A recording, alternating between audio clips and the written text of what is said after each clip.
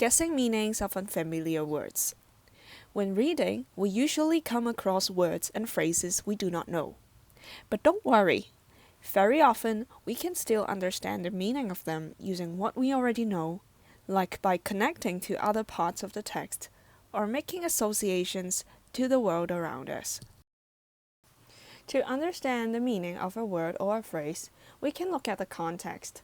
That is the text before and after the word or phrase. We can also make use of our general knowledge. That is what we know about the world or our surroundings, sometimes our common sense. Let's look at an example. Let's say you don't know the meaning of the word asthma in the following text. How should we infer, that is, guess the meaning of asthma? First, study the context to find clues. You'll find difficulty breathing, medication, and condition after the word asthma.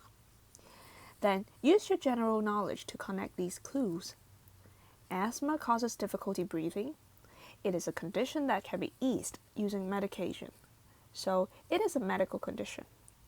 Thus, we can infer the meaning of asthma as medical condition that causes breathing problems. Let's look at an example from the 2012 DSE past paper. Question 25 asks for the meaning of intrigued in line 28. When we read the whole sentence and the words behind, we can get that this she wanted to learn more after being intrigued.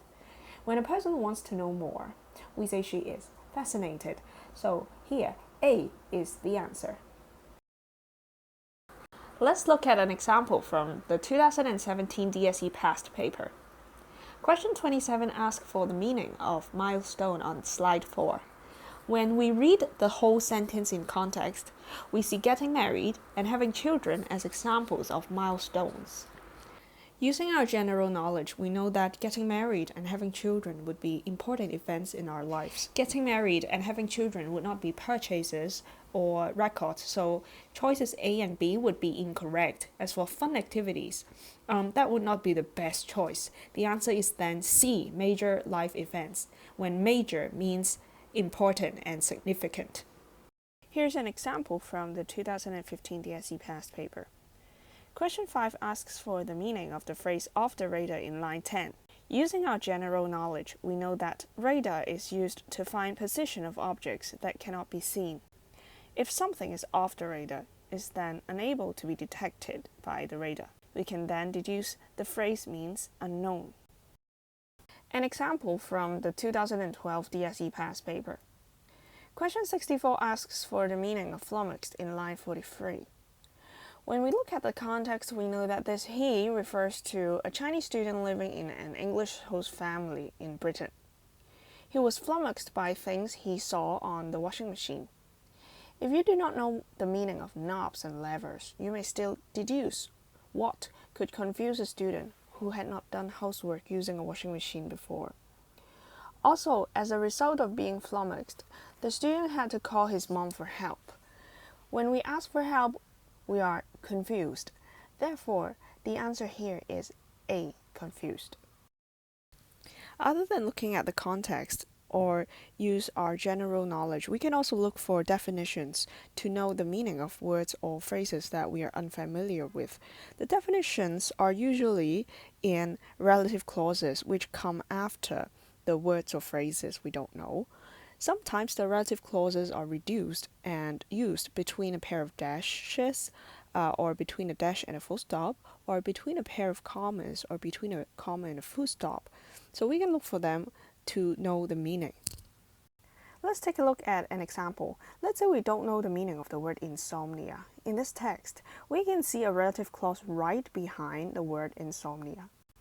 The relative clause gives the definition of the word right before it, of insomnia, which is a sleep disorder that causes one to have trouble sleeping. So we know that insomnia means a sleep disorder that causes one to have trouble sleeping. This is very direct. Let's take a look at an example from the 2013 past paper. Question 38 asks for the meaning of power users in line 5. We see a relative clause right after the phrase which gives more information about the phrase in front of it. Who contribute much more content than the average Facebook user? In other words, they are active Facebook users. The answer is then A.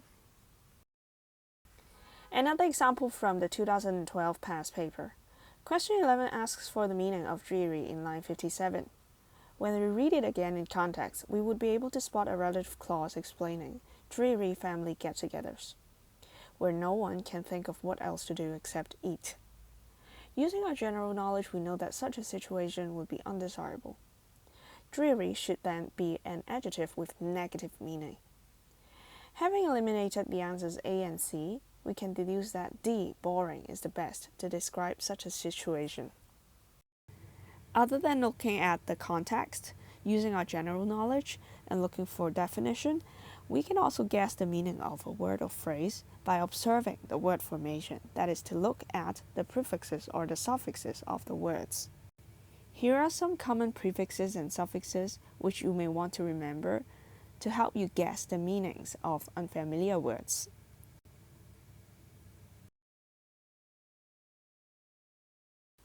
Let's take a look at the following 3 examples. We can break the word into 2 parts. The prefix pseudo suggests the meaning of fake, and we know words like antonym, synonym. We may understand nym, the suffix, as name or word. The suffix nym sounds a little bit like name. Actually, pseudonym means a name someone uses instead of their real name. How about the second word, insecticide?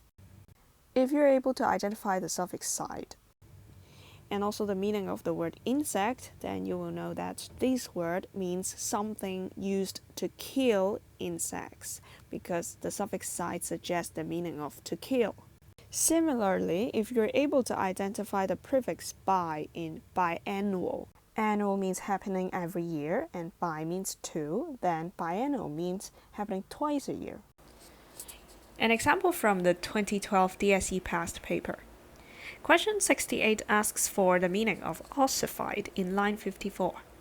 When we read the whole sentence in context, we can pay attention that ossified is used as an adjective to describe higher education system. The adjective phrase behind resistant to change is also used to describe the same noun phrase higher education system. We can then induce that ossify means something similar. Meanwhile, using our knowledge of word formation, we know that the suffix ify gives a sense of doing something.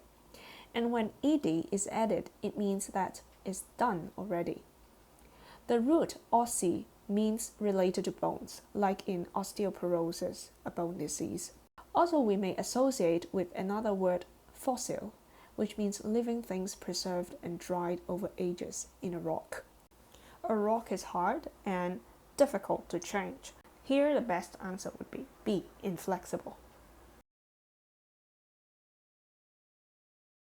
Let's practice with more past paper questions the skills we've learned to identify the meaning of unfamiliar words and phrases. An example from the 2015 DSE past paper. Question 15 asks for the meaning of soap in line 34. When we look at the context, we know that the answer, I don't like the drama stuff, answers the question, how about Korean soaps? So, drama stuff corresponds to soaps. What is the answer here? The answer is definitely dramas. An example from the 2020 DSE past paper. Question 3 asks for the meaning of the phrase fell on the wrong side of it in line 3. Let's read the whole sentence in context. For 179 years, the former Victoria Prison and Central Police Station compound stood aloof in the heart of Hong Kong, visible yet inaccessible, unless you enforced the law or fell on the wrong side of it. Nobody except 2 types of people could get into these compound. People who enforced the law or people who fell on the wrong side of it. When enforced, the law corresponds to the function of a police station of the compound. What does fell on the wrong side of it correspond to? Yes, the prison. So what gets people into prison? Yes, the answer is then A, broke the law. An example from the 2017 paper. Question 24 asks for the meaning of the phrase snuck in the nest in slide 2. Let's read the whole sentence in context. Snuck in the nest, a growing number of millennials are choosing to live at home with their parents. Snuck in the nest is a participle phrase.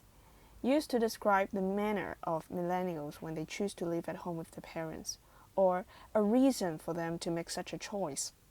Using our general knowledge, we know the nest is a thing where birds live together with their parents comfortably. Here, birds is used as a metaphor for millennials. When millennials choose to do that, does that give them a positive or negative feeling? What's the answer? Yes, considering the elements of living in a place and comfortable togetherness. B is then the answer. An example from the 2019 paper. Question 10 asks for the meaning of the phrase cut ourselves some slack in line 50. Let's read the whole sentence in context. If Benjamin Franklin can feel guilty about not getting enough stuff done because he's messy, I think the rest of us can cut ourselves some slack. So, from several lines above, we know that Benjamin Franklin is a historical figure who is very successful and productive. So, making use of our logical thinking and general knowledge, even when a successful person can sometimes be messy and feel guilty about it, is it still a big deal to be messy when we are just normal people? Do we still need to think that being messy is a big problem?